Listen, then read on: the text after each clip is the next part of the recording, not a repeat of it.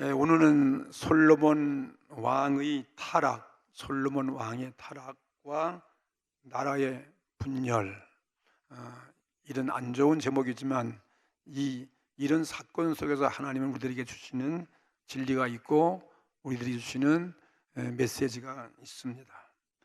이를 통해서 은혜 받는 시간 되시기를 바라겠습니다.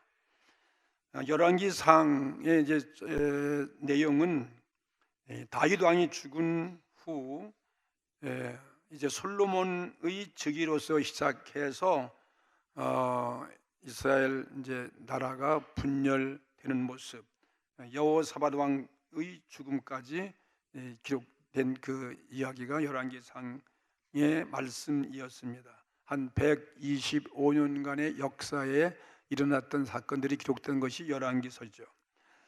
자, 그러나 이 열왕기상은 이스라엘의 그냥 왕들의 역사가 아니고 보통 역사가 아니고 하나님의 징계와 하나님의 심판의 이야기가 있고 또 하나님의 심판이 있으면 하나님의 은혜의 역사입니다. 심판과 은혜의 역사. 죄가 있지만 이 죄를 용서하는 길이 있고 또 은혜가 있기 때문에 참 중요한 말씀입니다. 열왕기 상표는 주로 솔로몬 왕에 대해서 기록한 것이 많습니다. 이 솔로몬 왕도 다윗 왕처럼 이스라엘이 아주 이상적인 왕이에요. 유명한 왕이에요. 2대 왕으로서 이스라엘이 이상 왕이었기 때문에 이 열왕기상은 특별히 솔로몬 왕에 대해서 그 사적을 기록해 놓았습니다. 예수님께서도 이 솔로몬이 위대한 왕이기 때문에 천국 복음을 전파하시면서 솔로몬에 관한 유명한 말씀을 한 말씀이 있습니다. 마태복음 6장 28절에 볼 것 같으면 예수님이 하신 말씀입니다. 너희가 어찌하여 의복을 위해서 염려하느냐? 들의 백합화가 어떻게 자라는가 생각하여 보라. 수고도 아니하고 길쌈도 아니하느니라. 그러나 내가 너에게 말하노니 솔로몬의 모든 영광으로도 입은 곳이 이 꽃 하나만 갖지 못하였느니라. 솔로몬이 아주 위대한 화려한 왕이거든요. 그러니까 솔로몬을 비유해서 예수님도 이 들꽃과 비교해서 주님이 창조한 이 백합화 들꽃이 솔로몬의 그 아름다운 영화보다 더 아름답다, 그렇게 비유해서 말씀하실 때 솔로몬의 이름을 이렇게 열거했습니다. 백합화, 이 백합화에 비교된 솔로몬의 그 영화를 자세히 기록한 것이 열왕기상의 내용입니다. 특히 열왕기상은 그가 세운 하나님의 성전, 솔로몬은 하나님의 성전을 최초에 세운 분이죠. 솔로몬 성전은 이스라엘 백성들에게 대단한 역사의 영향력을 끼친 그런 사건입니다. 다윗이 무용과 신앙의 이상적인 왕이라고 부른다면은 이 솔로몬은 지혜와 학문과 예술의 대왕이에요. 그래서 다윗 위대한 왕은 무용과 그 신앙을 우리가 찬양한다면은 솔로몬은 지혜, 학문, 예술에 있어서 가장 위대한 왕이다. 이스라엘 백성들이 우리의 왕을 세워주십시오, 이 왕을 그리워했기 때문에 첫째 사울 왕을 세우고 그다음에 다윗 왕을 세우고 이제 3대 왕이 이르면서 말이죠, 이 왕들에 대해 그 모습을 우리 보는데 다 실망스러운 왕들이죠. 사울 왕도 그렇고 다윗 왕도 위대한 왕이지만 마지막은 또 큰 죄악을 범했었지만은 회개해서 하나님이 그를 참 용서하고 내 마음이 합하다고 말씀했고, 또 솔로몬 왕도 위대한 왕이지만 말이죠, 이 아무리 위대하더라도 이스라엘 백성들을 아름답게 행복하게 이끌어갈 수 있는 그런 왕은 아니었습니다. 성경은 솔로몬의 지식에 대해서 얼마나 지식이 많았던지, 그 당시에 그 시대의 솔로몬이 얼마나 지식이 많은지 성경은 열왕기상 4장 32절에 이렇게 말씀해 놓으셨어요.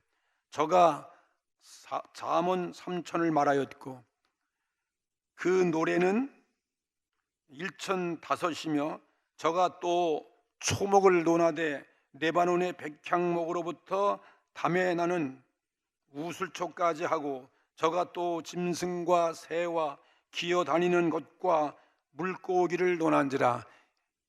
이렇게 여러 방면에 있어서 학식이 아주 박식한 이 솔로몬 왕을 성경이 소개하고 있습니다. 오늘날로 말하면 이 솔로몬은 하나의 철학자예요. 철학자이고 또 문학가이고 이건 천연과학자였습니다. 예. 이런 철학자가, 이런 천연과학자가, 문학자가 이스라엘의 대왕으로 왔으니 얼마나 사람들이 자랑스럽겠습니까? 솔로몬의 대사업은 성전 건축이었습니다. 이것 때문에 그는 7년의 많은 세월을 허비했어요. 그리고 그 성전 건축을 짓기 위해서 막대한 금은을 들였어요. 오늘날로 말하면 이거 세계 건물 가운데 가장 어마어마한 돈을 들었다 해도 과언이 아닐 것입니다. 그 가장 부유했던 이스라엘 그때에 가장 많은 돈을 들였기 때문이었습니다. 솔로몬의 성전은 만세에 걸치는 성전의 모형이었습니다. 건축 방법에 있어서도 아주 거룩하게 성전을 건축을 했고, 헌당할 때 그 헌당의 그들의 신앙심, 헌당의 그 정신에 있어서는 가장 모범적이고 후대에 완벽한 것이라고 할 수 있습니다. 이 열왕기상 8장에 기록된 헌당식 같은 것은 너무나 장엄한 거예요. 그리고 너무나 거룩하고 솔로몬이 그 헌당할 때 그의 기도, 그의 위대함은 아름답게 성경에서 묘사하고 있습니다.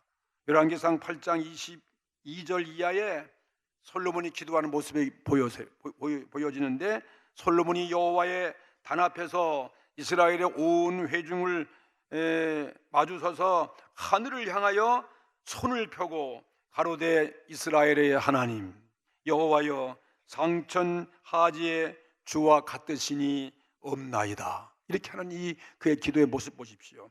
솔로몬이 그때 여호와께 드린 기도는 성전을 바친 그 헌당 기도로서 최고의 모범적인 기도를 드린 것입니다. 솔로몬이 이때 국민의 대변을 해서 국민의 최고의 성직자로서 하나님 앞에 서서 드리고 있는 기도의 모습인 것입니다. 그러나 이 세상에 어떤 왕도 죄와 상관없이 완벽한 이상적인 왕은 없는 것을 열왕기상에서 소개하고 있습니다. 아무리 위대한 왕이지만 완벽한 왕이 없다 이거예요. 죄와 상관이 없이 의와 공의와 정평이 있는 그런 왕이 못됐다 이것입니다. 솔로몬 왕도 부왕 다윗처럼 그도 죄 앞에는 여지없이 연약한 인간이었어요. 죄를 이길 수 있는 능력이 없었습니다. 타락한 왕에 불과한 것을 성경은 그대로 부끄러운 모습을 우리들에게 보여주고 있습니다. 솔로몬 왕이 타락한 원인이 어디에 있는가, 그것을 자세히 설명하고 있어요. 첫째로 솔로몬 왕은 왜 타락했는가? 그의 화려한 문화생활이 그를 타락시켰습니다. 화려한 문화생활, 여러분 화려한 문화생활 얼마나 이상적이겠습니까? 모든 면에서 부족함이 없는 거 아니겠어요? 예술 면에서, 무슨 정치 면에서, 경제적인 면에서, 국방적인 모든 면에서 부족함이 없는 화려한 그들의 문화생활이 왕도 타락시킬 수밖에 없는 것입니다. 그는 세계적으로 화려한 왕의 대표자예요. 솔로몬같이 화려한 사람이 없었다 이 말이에요. 그는 친히 문화를 장려시켰어요. 모든 지식을 개발하고 문화의 장로자였고 또 문화의 대표자이고 문화의 표현자였습니다.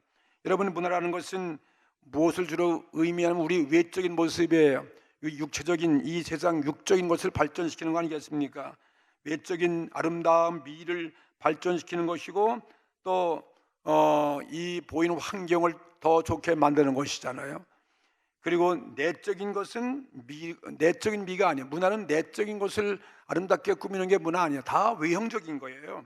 겉모양, 속사람을 꾸미는 능력이 없기 때문에 이 문화는 자연 신앙의 타락을 가져오는 거예요. 내적 미를 발전시키는 것이 문화가 아니라 외적 미를 발전시키기 때문에 인류에겐 자연히 타락할 수밖에 없다 이것입니다.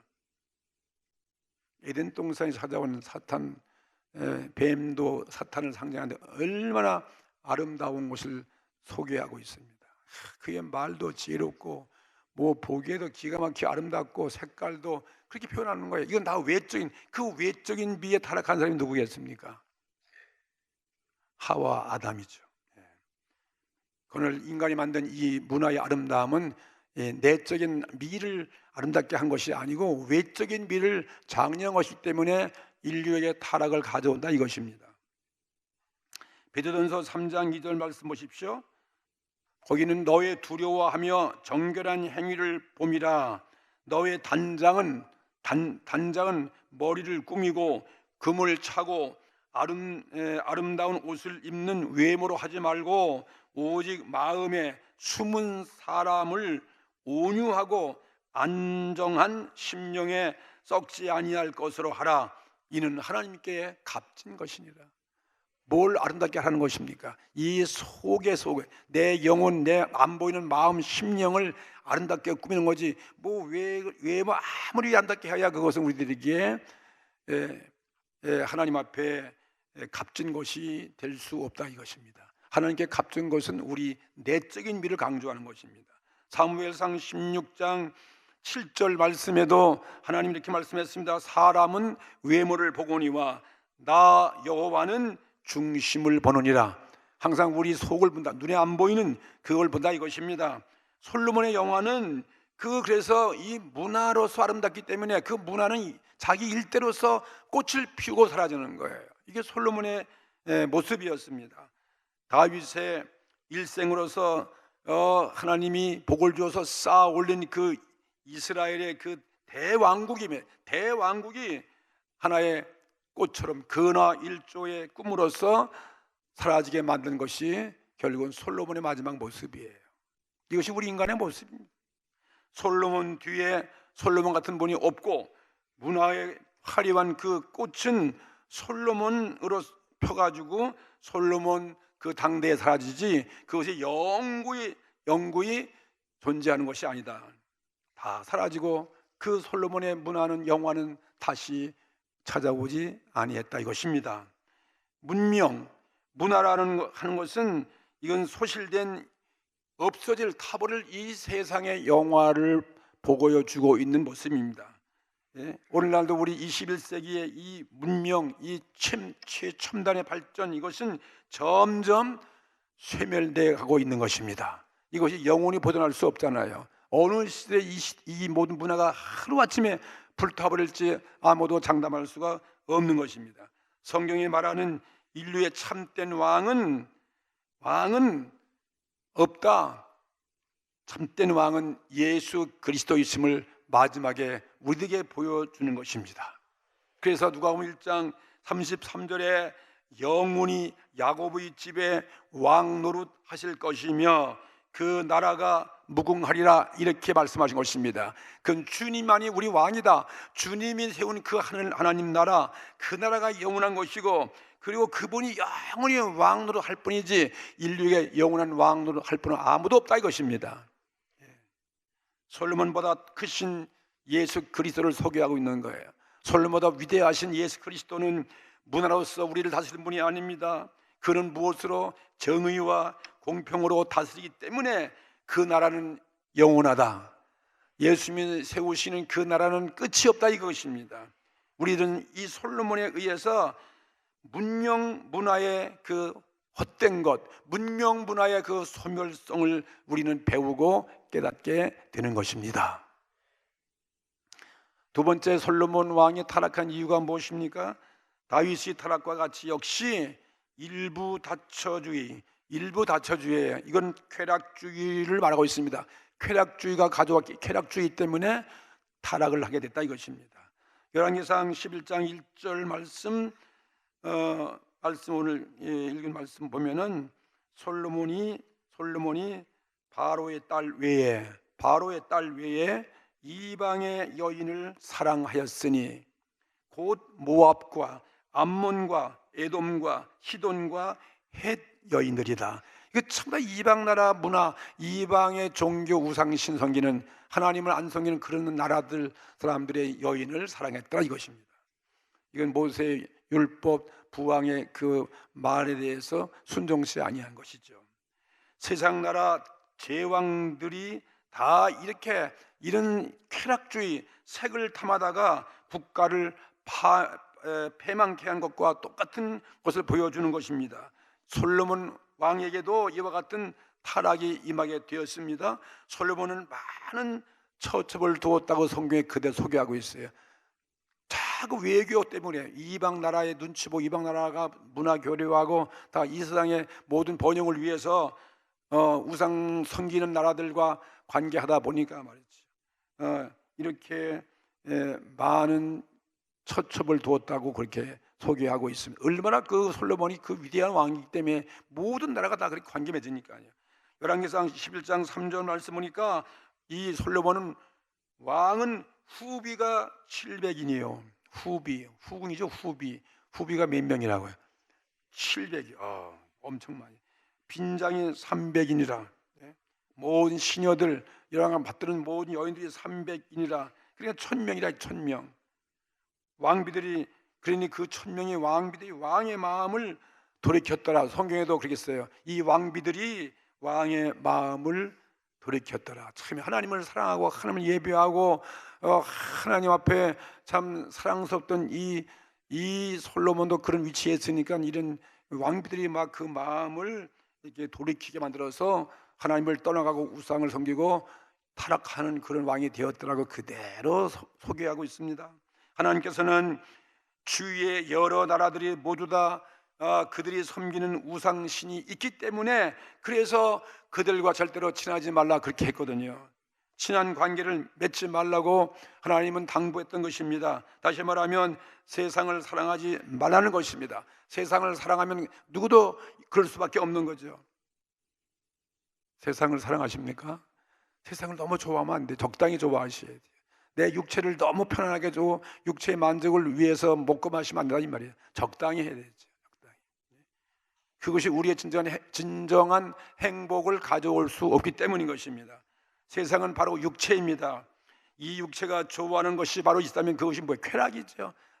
즐기고 먹고 마시고 즐기고 그 다음에 그런 쾌락을 쫓아 보니까 많은 자연적으로 처첩을 거닐 수밖에 없었다 이것입니다. 이게 바로 타락의 원인이 되었다. 이 처첩들 때문에 하나님만 섬겨야 할 이 이스라엘 백성들에게 왕이 우상신을 섬기게 되어지고 심지어 예루살렘에도 우상 신전을 세웠다 이것입니다. 온 백성들의 모든 성적 타락을 가져오는 그런 문화가 됐다 이것입니다. 그게 너무 문화가 향상하고 너무 잘 살고 육적으로 부족함이 없는 그 생활도 우리에게 참 위험한 생활이지 행복을 가져오는 건 아닌 것 같아요.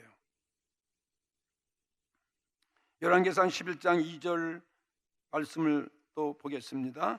여호와께서 일찍이 이 여러 국민에게 대하여 이스라엘 자손에게 말씀하시기를 너희는 저희와 서로 통하지 말며 세상과 통하지 말라는 거죠. 하나님이 없는 세상 문화 통하지 말라는 거 아니겠습니까? 통하지 말며 저희도 너희와 서로 통하게 말라. 저희가 왜 정령코 너의 마음을 돌이켜 저의 신들을 쫓게 하리라 하였으나 솔로몬이 저희를 연애하였더라. 세상과 연애하지 말라 이거겠지요. 안 믿는 그런 우상신을 좋아하고 그런 백성들과 그렇게 사랑하고 연애하지 말라 이것입니다. 또 열왕기상 11장 4절 말씀 보게 되면 솔로몬이 나이 늙을 때에 솔로몬도 이제 나이가 먹어서 늙을 때에 왕비들이 그 마음을 돌이켰어요. 그 마음을 돌이켜 다른 신들을 쫓게 하였으므로 왕의 마음이 그 부친 다윗의 마음과 같지 아니하여 그 하나님 여호와 앞에 온전치 못하였으니 온전치 못하게 됐다. 신앙 타락이 왔다. 타락의 원인을 제가 말씀해 주고 있고 이런 원인 앞에 누구도 타락하지 않을 인간은 없다. 약한 우리 연약성, 유한한 우리 인간을 소개하고 있습니다. 5절 이하에 이는 누구냐? 시돈 사람의 여신 아스다롯을 쫓고, 시돈 사람들은 여신이 그들의 신이야. 아스다롯이 그들의 신이었어요. 또 암몬 사람의 가증한 밀곰을 쫓습니다. 암몬 사람들은 또 그들의 신이 가증한 밀곰이에요. 이웃나라죠. 6절 보니까 솔로몬이 여호와의 눈앞에서 악을 행하여, 우상 성인을 하나님이 제일 미워하시니까요. 하나님의 그 은혜를 저버리고 여호와 앞에 악을 행하여 그 붙인 다윗이 여호와를 온전히 쫓음같이 쫓지 아니하고. 다윗은 신앙의 위대한 사람이기 때문에 그런 우상을 들고 그런 일을 하지 아니했단 말이죠. 7절 말씀 보니까 모압의 가증한, 모압은 그모스라는 신이 있어. 모압의 그 이유는 그모스를 위하여 예루살렘 앞 산에 산당을 지었고, 산당까지 지었어요. 예루살렘 성전으로 끝해야지 왜 또 산당을 졌다 이 말이에요.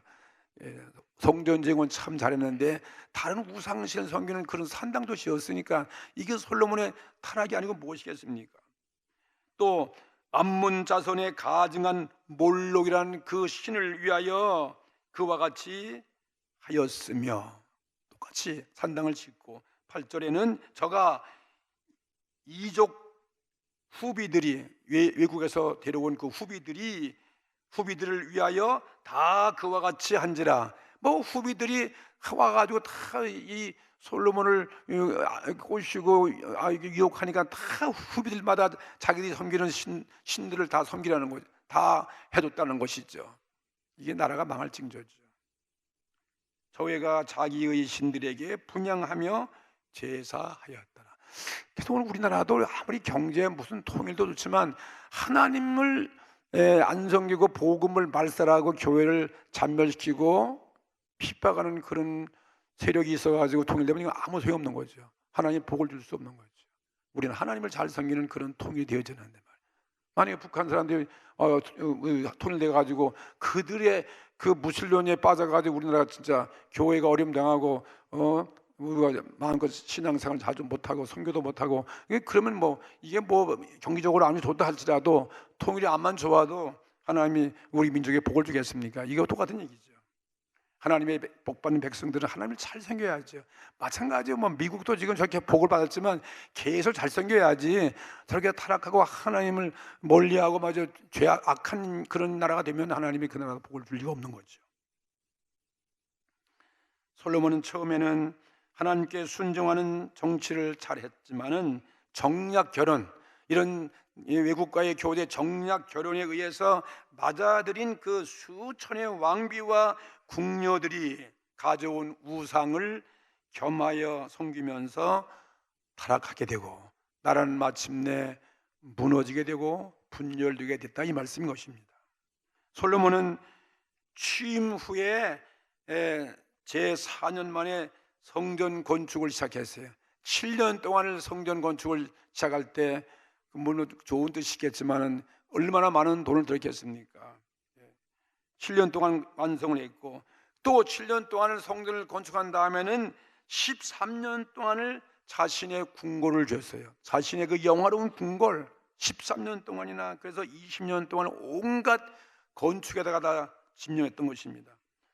솔로몬도 다윗처럼 40년을 통치하게 되었어요. 훌륭한 왕이에요. 그 당시는 40년을 통치했는데 그 중에 24년은 성전과 궁궐을 짓는데 소요했던 왕이었습니다.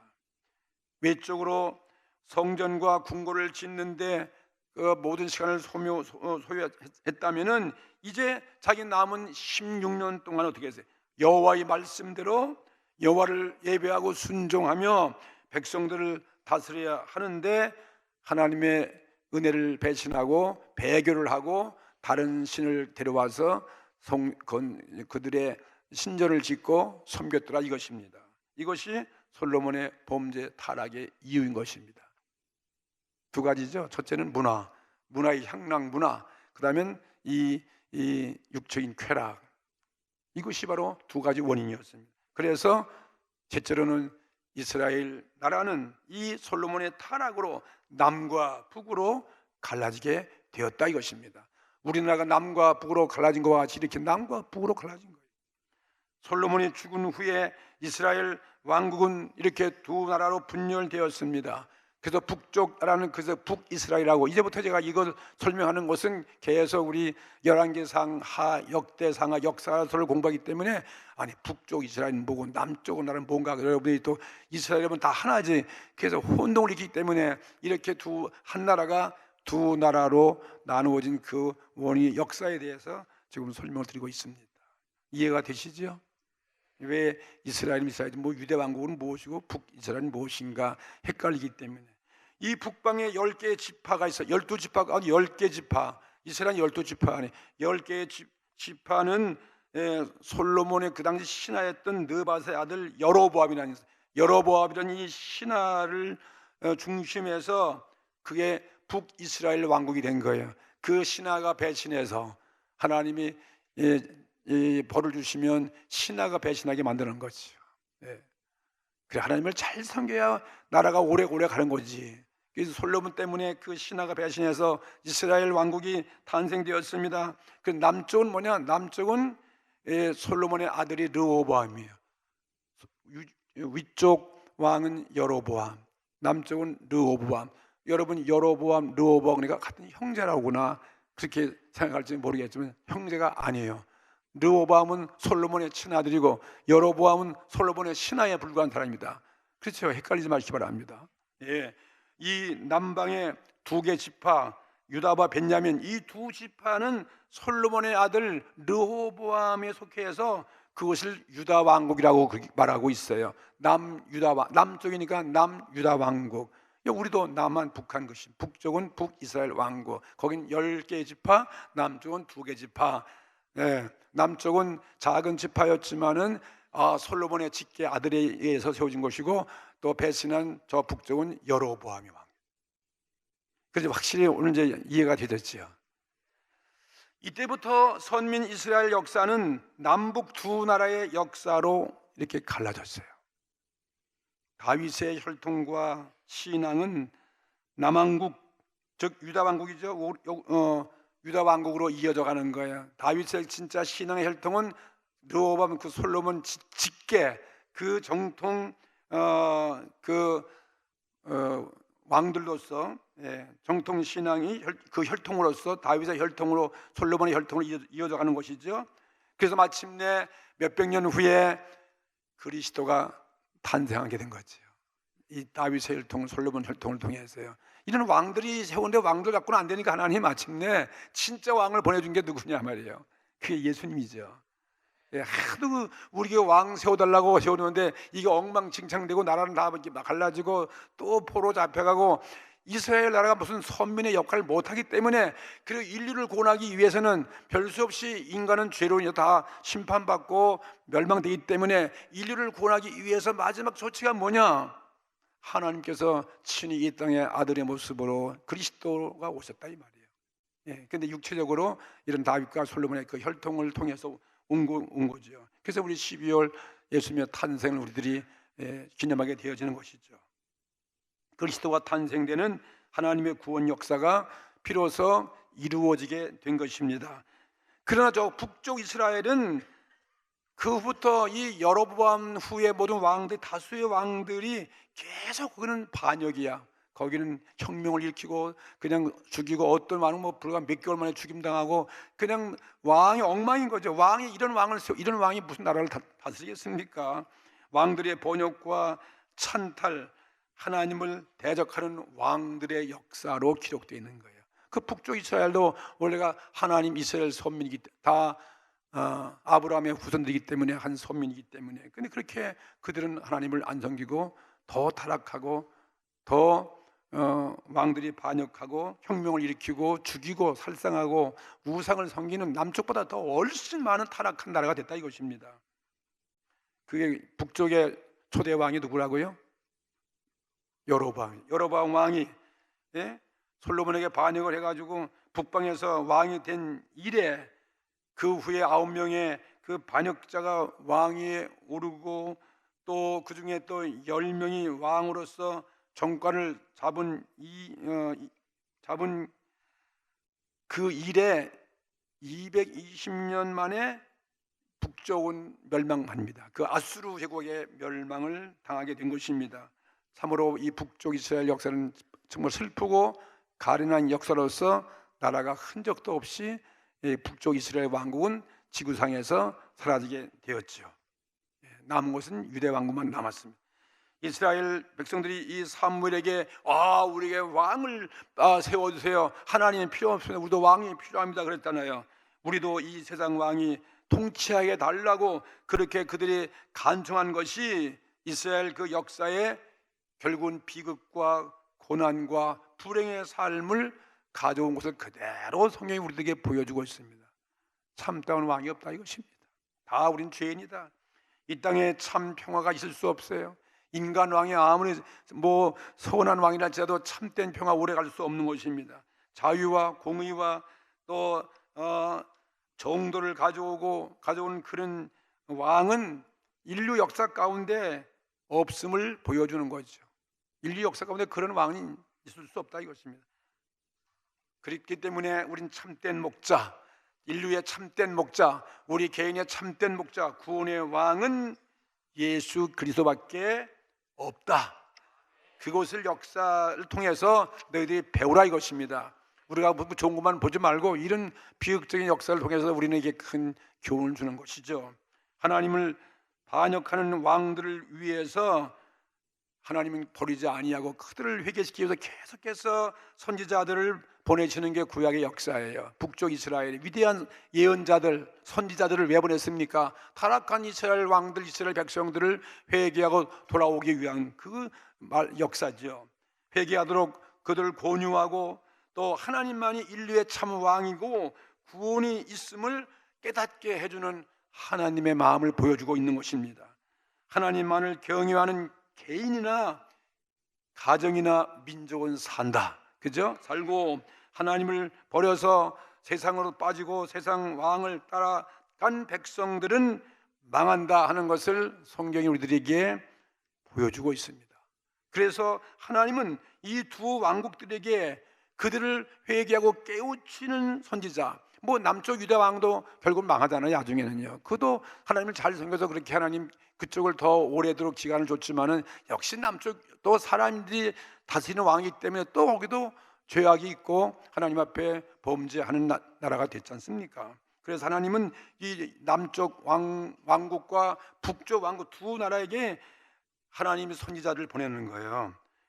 북쪽 이스라엘에는 유명한 누가 있었어요? 엘리야, 엘리사가 북쪽에 다 있었어요. 그 북쪽에 타락하니까 하나님 위대한 선지자들을 북쪽에 보내줬어요. 아모스, 호세야 전부 다 북쪽에서 태어난 위대한 예언자들이고, 그 다음에 또 이 남쪽 유다 왕국도 역시 거기도 인간이들이 장치하니까 거기도 또 타락했잖아요. 거기는 또 유명한 이사야, 예레미야, 그 외에 많은 여러 예언자들을 보내가지고 그들을 회개시키고 그들을 구원해내기 위해서 하나님의 긍휼과 사랑을 보여주는 역사인 것입니다.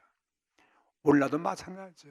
오늘 예수 그리스도에서 구원받은 우리들을 위해서 하나님 늘 우리들을 회개하도록 성령이 오셔서 우리를 권고하고 우리에게 깨우치고 말씀을 우리에게 주어서 천국 갈 때까지 우리를 보호하시고 지켜 인도하시는 것이 하나님의 구원의 모습이죠. 이스라엘 역사의 반역은 오늘 우리들에게 하나님의 구원과 섭리를 보여주고 있는 모습이었습니다. 그리고 예수 그리스도가 세상에 오셔서 인류의 참된 왕이 비로소 되어주신 것입니다. 우리엔 진정한 영적인 보이지 않는 참된 통치하시는 영원한 왕이 우리에게 있는 것입니다. 바로 그분이 예수 그리스도인 것입니다.